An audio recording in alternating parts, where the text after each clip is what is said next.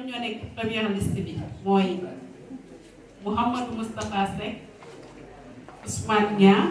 ak Cheikh Ahmed Tidiane Diaw léegi dañuy jox Moustapha Seck deuxième liste bi ñu ngi koy véhiculer ñi bëgg a am question wala contribution ñooñu ñu bindu comme ça ñooy doon deuxième liste bi mais balaa boobu dañuy jox Khalifa moom ko tëlee wax Babacar Fall wax su paree ñu jox kàddu yi ñi nga xam ne ñoom laa si mooy Mouhamadou Moustapha Seck moom mooy jiitu. asalaamaaleykum wa rahmatulahi taala wa barakatu. ñu ngi nuyu mbokk yi fi teew yëpp di jiital ci nuyoo bi suñu kilifa suñu wasila suñu président du parti Seydi Mouhamadou Moustapha Sy ñaan yàlla suñu capitaine wala Cheikh Ahmed Tidiane Sy yal na yàlla kàpp na ko ba mot li yéene mag ci barke maam incha allah di nuyu suñu monsieur le maire Seydina Issa nuyu directoire bi nga xamante ni suñu mbokk tey teewal na leen fi jóge ci tournée yi leen masu coono encore une fois nuyu suñu mbokk Habib teewal fi jeunesse pur bi yëpp ak suñu mbokk soxna Ba su ko defee di jëkkalu ci kàddu yi parce que maire amoon na yéene vraiment ànd ak ñun jotaay bi parce que depuis bi ñu sinon war a envoyé lettre d'invitation bi donc vraiment ñu ko lire loo rafetlu initiative bi encouragé mu ne vraiment bien vrai que koor gi xat na loolu rendez-vous yi bëri loolu mais incha allah on va faire le tout pour accompagner mbokk ci liggéey boobu donc loolu je pense bien que am na lan nag lu muy magnifier ci moom bàyyi xel bi nga xamante ni bàyyi na ko xel mais tamit bàyyi na ko xel li nga xamante moom mooy ndaw yi nga xamante ni ñu ngi song ci wàllu politique moom nag da ci nekk exemple nekk gi mu ci nekk exemple mooy il fut les premiers jeunes ministres yi nga xamante ni ci mouvance présidentielle Abdoulaye Wade newoon na ci nekk les plus jeunes maires yi nga xamante ni ci magistère bi passé donal na ko donc def ci ay taxawaay yu mucc ayib kon vraiment bu gisee ndaw songu ci li nga xam ne moom mooy langue politique am ci ay vraiment engagement am ci ay yéene vraiment moom daf ciy sawar parce que il nous a toujours accompagné dans ce sens là donc tey mu ñëw ànd ak mu ñu mën a suma frère Ablaye Sagna en tant que directeur cabinet nañ ko may mu daw bu yaatoo mu ñëwaat ak le responsable des jeunes Moustapha Fall donc li nga xamante ne moom la fi mbokk yi ubbee sànq ci waxtaan bi muy la am solo trop sànq rek bi ñuy dog koor gi ñu ngi ciy échanger ak monsieur le maire ñun Yewwi Askan Wi wala boog ñun jeunesse Yewwi Askan Wi dañu am benn mission bi ñu am mooy li nga xamante ni doon na ay rëcc-rëcc wala boog doon na ay njuumte yoo xamante ni am na ci démb bi histoire politique du Sénégal ñun ndaw Yewwi Askan Wi dañ ci am benn part de responsabilité boo xamante ni ala kulli xaal dañ ko war a accomplir ñu ngi ci nag ñu ngi ci bi tey jii boo interroger pour la plupart des bureaux municipaux di nga gis ni ce sont des bureaux municipaux yoo xamante ni vraiment c'est pratiquement jeune kon loolu jéego la jëm ci loolu tey jii boo interroger pour la plupart des conseils municipaux yi am à travers tous les communes di nga gis ni ce sont des conseils municipaux yoo xamante ni c'est pratiquement jeune ñun biñ ci amee exemple la ci kon loolu dafay wane ni ñu ngi seq jéego jëm ci sampute boobu nga xamante ni bokk na ci li charte Yewwi Askan Wi teg à ce que ñu fexe ba am une représentativité des jeunes sur les instances de décision te loolu c'est tout à fait logique parce que boo xaymaa tey jii salle bi boo fi génnee ñi nga xamante ni seen âge egg na plus de 50 ans et autres da nga koy wàññi certes parce que dañuy convoquer les jeunes mais tey jii bu ñu demee ci liggéey yi nga xamante ni parti politique wala coalition yi ñu ngi koy amee pour mën a dagaan baatu askan bi tey jii taxawaay yi ci ëpp bu dee fukk juróom-ñeent yi ndaw ñi ñoo koy générer kon loolu dafay waral ni ki nga xamante ni def na effort pour sampute yi ñu war ko mën a éradiquer kon day jaadu kooku tey jii bu cëri la jotee bu joxe na sab la joxe rawatina toutes les compétences requises mu amee ko dafay jaadu ñu jox ko loolu kon lii suñu psychologue wax sànq léegi ni bokk na ci li nga xamante ni war nañ ñun ñu gën def taxawaay par rapport à cela pour fexe ba loolu ñu war ko mën a éradiquer ci suñu instance de décision yi. salaamaaleykum di nuyu ñëpp comme que 2 minutes lañ am du ñu yàgg ci nuyoo yi bon di d'abord féliciter intervenants yi monsieur le maire Cheikh Tidiane le sociologue ak Habib xam naa damay wax ne la jeunesse pure de Dakar am na benn concept bu ñuy wax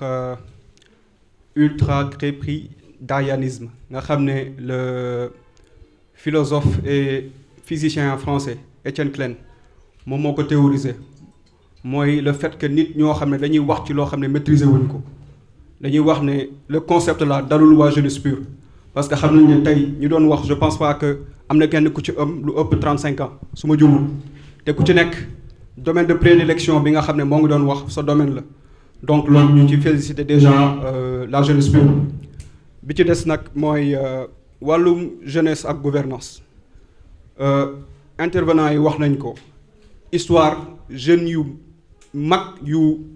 am xarañ yàgg nañ wane seen bopp ci wàllu gouvernance ak ci wàllu yu bëri man ki ma ci cité rek am na ñu cité ñu bëri mais ki ma ci cité rek mooy peut-être Oussama ibn Zayd nga xam ne yonent ci sallallahu alayhi wasallam daf ko jox drapeau mu dem jiite xare à 18 ans ñun 18 ans ba ñu amee 18 ans ñun lan lañ doon def ñun en tant que jeune donc ñu interpeller ñu sur réalité suñu jamono lan la concert des nations instant bi fan la toll président Macron yaakaar naa je pense il a été élu vers l'âge de 35-36 ans moom tamit su ma juumul ñëw ne wax ne dafay teg start-up nation lay teg mooy état start-up bi nga xam ne dañuy fexe ba entreprise yi nga xam ne ñoo nekk ci dëkk boobu lu ñu bëgg a def rek ñu def ko te dañuy développer concept boo xam ne dafa am entreprise yoo xam ne les licornes nañ leen wooye entreprise boo xam ne day am chiffre d'affaires boo xam ne yegg na ci 1 milliard d'euros mu amoon ci 5 en France léegi mi ngi ci 22 mu xam ne am na fenn fu mu jëlee dëkkam yóbbu ko feneen même si il dafa laaj ci wàllu sur les politiques sociales ak question yi nga xam ne ça a voir avec l'islam ak yeneen yi mais ñun suñu réew bu ñu ñëwee fii tey par exemple bu ñu waxee le politique gu Macky Sall loo waxee mu yëkkati la mën a la DER c'est bien après la ñëw DER en 2012 ça n'existait pas dafa ñëw bien après boo waxee ñu génne la ñu ne la on a financé 75 milliards de projets 75 milliards lan la mën ci une population boo xam ne 70% ils ont moins de 35 ans 75 milliards lan la mën ci loolu kon nag ñun ñoo war a fexe ba énergie bi nga xam ne ñun en tant que jeune ñu ngi koy am dañu war a fexe ba énergie boobu ñu canaliser ko te lan moo koy canaliser mooy wàllu formation xam-xam boobu moo ñuy mën a permettre incha allah fi ñu bëgg a yegg ñu yegg fa même suñu yeggee sur les instances de décision xam-xam boobu mooy tax lu ñu bëgg a doxal ñun en tant que jeune ñu bëgg ko yeggal parce que lenn moo war a am mooy ñun jeune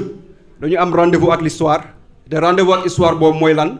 on doit être performant te loolu la ñuy woo vraiment di ci interpeller monsieur le maire di ci interpeller tous les conseillers pour bañ a guddeelu salaamaaleykum wa rahmatullah. salaamaaleykum wa rahmatullah ñu ngi nuyu toutes les autorités politiques yi fi nekk di féliciter aussi toute la jeunesse pure ci initiative bi nga xam ne moom la ñu jël par rapport ak débat bi donc jeunesse et gouvernance xëy na ñu ngi doon xaar trop sax intervention monsieur le maire Bara Gaye parce que bokk na ci ñi nga xam ne ñoom ñooy les premiers jeunes yi nga xam ni ñoom ñoo yor yenn instance de décision yi daal di koy piloter mais aussi tamit gis nañ ni actuellement avec le maire Seydina Issa Laye Samb donc di ko ñaanal aussi di ko ñaanal yàlla jàppale ko ba mu réussir mission am xëy na lu ñuy indi sànq sociologue bi indi na ko moom mooy école du parti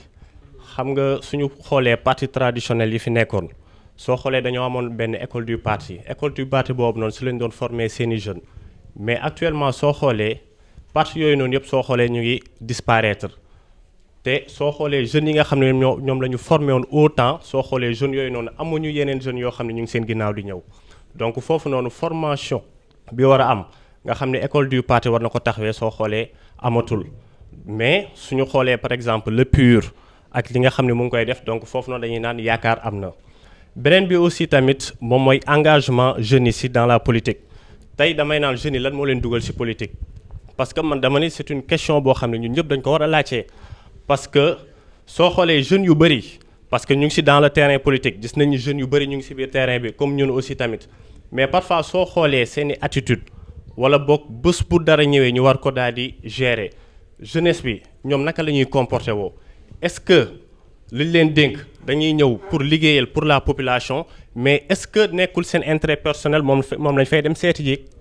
parce que ñu bëri par exemple benn soo xoolee Sénégal taux de chômage bi dafa bëri jeunes yi ñu bëri ñu ngi chômer mais ñu bëri dañuy dem tourner wu vers la politique pourquoi parce que nañ gis nañ kat politique dafay former ay milliardaires day former ay millionnaires donc loolu noonu soo xoolee jeunes yu bëri nekkatul benn engagement boo xam ni c'est envers la société moo leen ci dugal mais pour leur propre gré maanaam pour s'enrichir moom moo leen fa dugal te lenn dafa am ci suñu système politique sénégalaise mooy politique bu ñu mës a am te soo xoolee notre président du parti Serigne Moustapha Sy waxoon na ko maanaam dañuy jël jeunesse bi dañuy jël liberté daal di leen koy naxee liberté waxoon na ko depuis longtemps parce que dinañu may liberté pour suñuy loisir sport tout cela mais tey jii nii tey liberté bu ñu war a am pour daal di mën a dugg ci politique bi daal di jël suñu responsabilité daal di doxal lu ñu war a doxal est-ce que am nañu liberté boobu noonu parce que damay xool événement mars yi passé 2021 mais jeunesse bi jug nañu mais lan moo jugloo jeunesse bi en majorité man damay ni nekkul kaa Ousmane Sonko Adji Sarr bi de mais parce que restriction yi amoon ba jeunesse bi amatuñu benn liberté bi ñu bëri loolu moo leen yëkkati ba ñu daal di jug daal di pour daal di dem faj loolu noonu parce que après lu ñu si jugee décision yi lan la ubbi waat nañu lépp jeunesse bi demaan na toog donc ay analyse la yoo xam ne dañ ko war a jël soo xoolee par exemple semaine de la jeunesse su ñëwee semaine foofu laa jeexlee semaine de la jeunesse su ñëwee mais lan la ñuy def dañuy jël ay milliards daal di dem xool benn chanteur boole kaa kenn mu dem taxawaalu ci dëkk bi lan lay def way foo tout cela mais est-ce que ñu ngi former jeunesse bi est-ce que aussi dans les écoles ñu ngi former jeunesse bi université ñi fa nekk parce que suñu naan jeunesse et politique mais nañu xool université man jaar naa université mais su ma xoolee li fa am avec les syndicats mais damay ni du ma dugg ci politique parce que lii nekkul un bon endroit pour s'épanouir en politique nekku ko kon loolu noonu vraiment ay question d'engagement la ci question yu may laajte mooy Sénégal gis nañ ñu daal di fal Macky Sall France fal nañu Macron mais lan la ñu amoon parce que dañoo yaakaar ni jeunesse bi su ñëwee dina changer li fi nekk mais déception boobu noonu am lan moo ko waral déception boobu noonu am aussi tamit message bu may lancer mooy la jeunesse pure mooy tey am nañu lu rare parce que dama koy déglu sànq moom mooy les benjamins purs parce que suñu bëggee tey jeune boo xam ne à 25 ans day mun a daal di dugg ci politique bi daal di activer wu mais foog mu jaar benjamin pur te am nañ ko donc am nañu un poids benjamin pur loo xam ni suñu génnee dañuy naan non ñii ay xale lañu mais nañu liggéey ci ñooñu parce que ci la affaire bi di gën a gaawee xëy na di jégalu ci guddal bi. rahmatullah ñu ngi nuyu ñëpp di ziar ñëpp di tàmbali suñu nuyoo bi suñu responsable politique départemental Mamoussa Kane jël toftal ci suñu responsable jeunesse nationale monsieur Abim Ndiaye monsieur Mamadou Mbodj et tous nos invités rawatina monsieur le maire Seydina Issa Laye mi ñëw teewal fii ci Yoff bon xam naa man sama question je vais essayer d'être xam naa man je vais essayer de respecter les 2 minutes je vais essayer d'être bref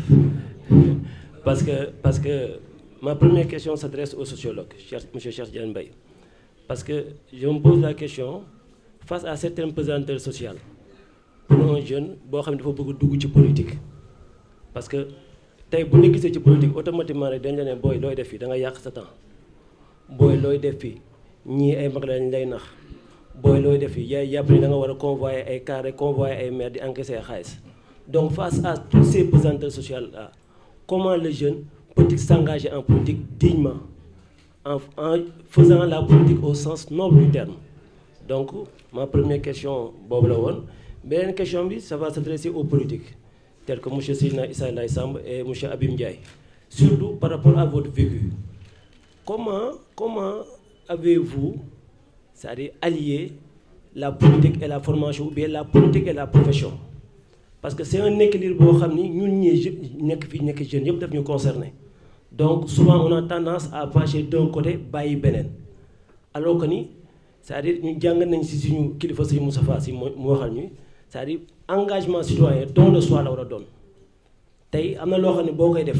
sa ñaq lay laaj sacrifice de temps lay laaj sacrifice d'argent extra am na ci loo xam ne sax bu ko laajee ñu def ko mais comment allier cela parce que nous tous on est issus d'une famille investir nañu suñu war a jàng am na loo xam ne suñu parents xalaat nañ ko si ñun pour ëllëg donc face à cet équilibre là comment vous en tant que politique vous avez réussi à gérer cela loolu moo doon sama question wasalaamaaleykum wa rahmatullah. salaamaaleykum comme nee na 2 minutes time keeper bi moom gaañaan il faut que ñu gaaw en fait man damay ñëw directement ci sujet bi li mu wax ci jeunesse et gouvernance c'est-à-dire xam nga très souvent dañuy wax jeunesse mais man fi ma gën a intéressé ñoom tâche administrative la ñuy tudd ci nañu dugg ci instance yi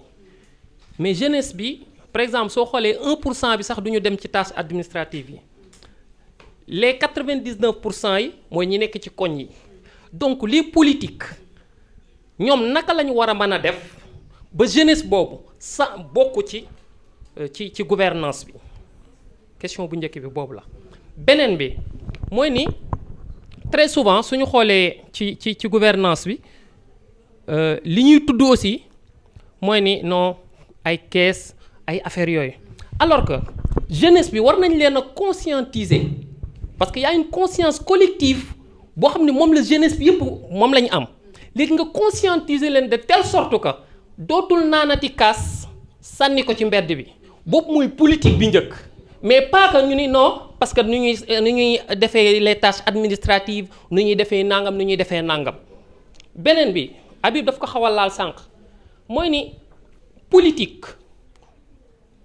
duñ ko dundee dañ koy dundal mais c'est l'art te l'art soo koy dundal doo ko jël def ko ci ay ci malifron yi mais da nga koy dunde mu nekk activité bu nekk en soi parce que dama amoon sama benn professeur dafa may wax ni ma chaque jour su ma dee dox ci mbedd bi nee na su ma tuflee li may njëkk a xalaat mooy si tout le monde faisait comme moi mu ni loolu su fekkee ni maa ngi koy am conscience boobu chaque instant dootuma tufleeti ci mbedd asalaamaaleykum